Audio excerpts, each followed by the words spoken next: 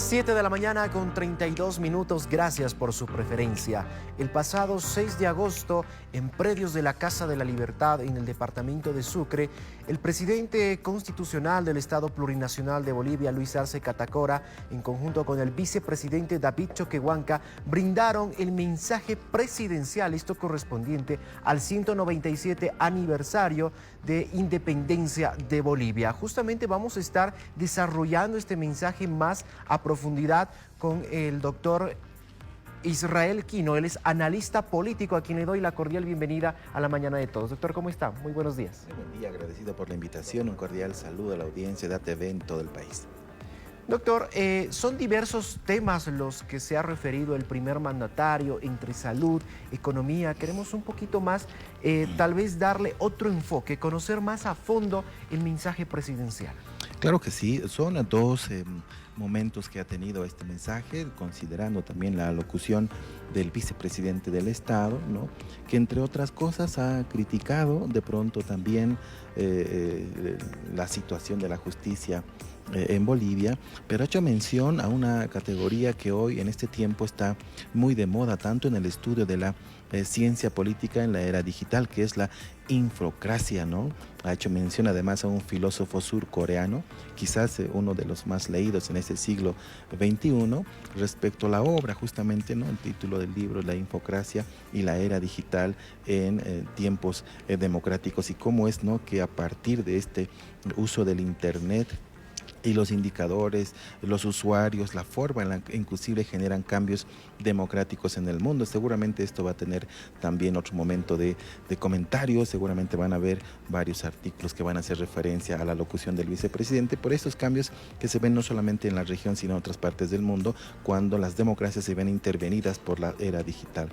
En tanto y cuanto a lo que se refiere a el presidente del Estado, tiene una característica ya casi constante, ¿no?, que refleja, por supuesto, el perfil del presidente del Estado, es decir, los indicadores y los números que él comparte, ¿no?, en cada mensaje a la nación. En lo económico, cuando él nos dice, por ejemplo, ¿no?, que entre la Comisión Económica, ¿no?, para América Latina, la CEPAL, que depende de Naciones Unidas, pues refleja a nuestro Estado como uno de los países que va a reducir, ¿no?, en mayor medida la pobreza en el país, es un indicador muy importante. Cuando nos dice que, por ejemplo, la tasa de desempleo no se reduce del 11.6 al 4.3%, es un indicador muy importante para la economía en nuestro país. Cuando nos dice además que los indicadores de superávit están siendo controlados, la balanza comercial empieza a generar números y porcentajes, de pronto uno ve con mucha empatía, ¿no? Se siente satisfecho de pronto por ver esos indicadores económicos. Sin embargo, a veces estos porcentajes no se los traduce muy bien, ¿no? Pero hay indicadores de la realidad, ¿no?, que nos permiten asumir que estamos en un periodo de estabilidad, de reactivación económica, pero además de reconstrucción económica. Hoy podemos tranquilamente primero pagar nuestros servicios básicos, ¿no? Tenemos dinero en los bolsillos. Eso significa que hay indicadores de la realidad de nuestras familias que pues nos llevan a afirmar que nuestra economía está estable cuando hay dinero para el pago del alquiler, para unidades educativas, para los servicios básicos, cuando ya una familia puede generar un contrato de anticrisis o adquirir un vehículo o quizás alguna propiedad inmueble. Entonces ese es un indicador muy importante que lo vemos reflejado en nuestra economía nacional. Ahora, en otrora tiempo, ni siquiera había, ¿no?, cuando menos dinero en los bolsillos, y el régimen de transición tenía que inyectarle bonos para que cuando menos se sostenga nuestra economía. Hoy es un momento diferente y eso hemos visto en cuanto a lo económico de las cifras compartidas por el presidente del Estado en el mensaje de 197 aniversario al Patrio en Bolivia. También otro punto que ha tocado el primer mandatario es el tema de salud. Hemos vivido una dura pandemia por 2 años, no solamente a nivel Bolivia, sino a nivel mundial. Y bueno, creo que también hemos sabido salir adelante por estos planes de contingencia para poder adquirir la vacuna, para que todos los bolivianos puedan vacunarse y sobre todo bajar la tasa de letalidad a un 0,6%. Eso es muy importante. De entre la primera ola a esta quinta que estamos viviendo, esa tasa de letalidad se ha reducido pues sustancialmente. Claro, porque cuando asume el gobierno, el presidente Luis Arce Catacora se ha caracterizado por ser un gobierno de las vacunas, ¿no? Pero además de coordinación con todos los niveles subnacionales de gobierno que tenemos en el país, a partir de las entidades territoriales autónomas. Cuando el gobierno nacional compra, adquiere las vacunas, ¿no?, recurre, así lo establecen nuestras competencias en materia de salud en la Constitución, al gobierno departamental para que el gobierno departamental en todo el país, las 9 gobernaciones, distribuya las mismas. Pero ¿quiénes las suministran?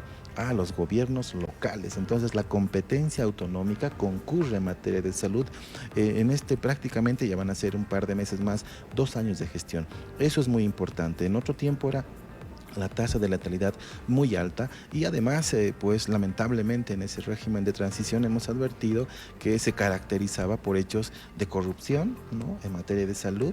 Eso es lo lamentable, pero además no se generaban los mecanismos debidos de contención al efecto de la pandemia. Hoy, si bien existen decretos supremos que están en actual vigencia y se ha logrado reducir, además que es una vacuna voluntaria, no es una vacuna obligatoria, respetando por supuesto también el derecho de las personas que optan por no vacunarse, se ha reducido la tasa de letalidad. Eso es muy importante y el presidente compartía estadísticas, porcentajes importantes. Seguramente habrá que coadyuvar en aquello desde las autoridades locales, que son los alcaldes, consejos municipales, hasta lo nacional, pero es responsabilidad de cada familia, de cada integrante de nuestra sociedad, pues coadyuvar ese proceso para que todos podamos combatir esta quinta ola del efecto pandémico en el país.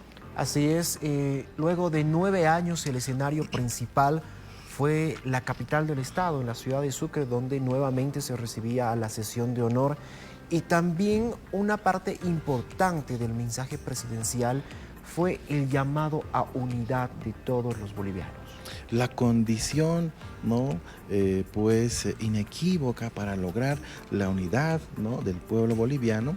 Esa es la convocatoria del presidente. Una característica principal en los más de 50 minutos del mensaje presidencial, en ningún momento se ha mencionado la palabra golpe de Estado, por ejemplo, ¿no?, a diferencia de una gestión anterior. Y eso pues suma, ¿no? Claro, porque se evita, se reduce, ¿no?, generar esos de pronto ánimos de polarización, de profundización, inclusive en posiciones encontradas entre tal vez sectores políticos en el país. Y eso es muy importante. El presidente no ha hecho mención siquiera a esa palabra en su discurso presidencial. La convocatoria a la unidad también es importante hoy, en el que el país está en un proceso de reactivación y reconstrucción económica.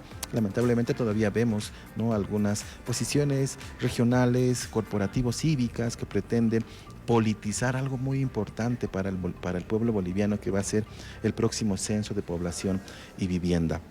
La convocatoria de la unidad, ¿no?, evitar y reducir esos escenarios de polarización, pues se traduce en todo lo que el pueblo también espera. No quiere ver a sus autoridades confrontadas. El pueblo boliviano quiere trabajar, coadyuvar al proceso de reactivación y reconstrucción económica, pero lamentablemente todavía existen algún tipo de intereses regionales, políticos, ¿no?, mezquinos, que convocan a medidas, de hecho, a medidas de presión por un solo objetivo de carácter político. Hoy en Santa Cruz se vive una medida todavía a medias, cuando el señor Camacho aún se encuentra solo, ¿no?, con esta medida impulsada porque el propio alcalde de la capital cruceña, del municipio de Santa Cruz de la Sierra, le ha dado la espalda, ¿no? Entonces creo yo que está asumiendo y se está generando un cambio político importante en esa Santa Cruz productiva también, que se ha caracterizado a lo largo de la historia en el país. Por ello también la convocatoria a unidad en el mensaje del presidente el pasado 6 de agosto. Así es, qué importante es este llamado de unidad para todas las bolivianos y los bolivianos, y justamente también hacía referencia el vicepresidente del estado, David Choquehuanca, hacía una analogía muy bonita con el cóndor. Él decía que para que el cóndor pueda levantar vuelo necesita tanto el ala izquierda como el ala derecha. Esas dos alas pues le permiten al cóndor que pueda levantar vuelo y pueda planear pues por donde él le lleva paso. Justamente creo que es importante con el contexto que estamos atravesando hoy hoy en día, ¿no? Sobre todo por este paro que se ha anunciado en la ciudad de Santa Cruz de 48 horas, llamar a una reflexión y sobre todo el diálogo y la unidad a todos los bolivianos. Eso es importante, la convocatoria permanente al diálogo. Santa Cruz pierde más de 65 millones de dólares en 2 días de paro. Por supuesto, las autoridades están abiertas a convocar. Han consolidado este proceso de construcción del censo con escenarios de diálogo con el Consejo Nacional de Autonomías, 9 gobernadores, una sentida ausencia del gobernador Camacho en Santa Cruz. Han convocado 9 alcaldes de las ciudades capitales, más la ciudad del Alto, de donde yo soy. Pero además, para el debate técnico, han convocado al sistema de la Universidad Boliviana. Todos han coincidido en reprogramar el censo para el año 2024. Una comisión de alto nivel internacional en la que se encuentra además del Banco Interamericano Naciones Unidas han coincidido en reprogramar para el 2024 el censo de población y vivienda. En la región han, por lo menos 3 países, Panamá, Chile y Brasil, han reprogramado en dos oportunidades sus censos.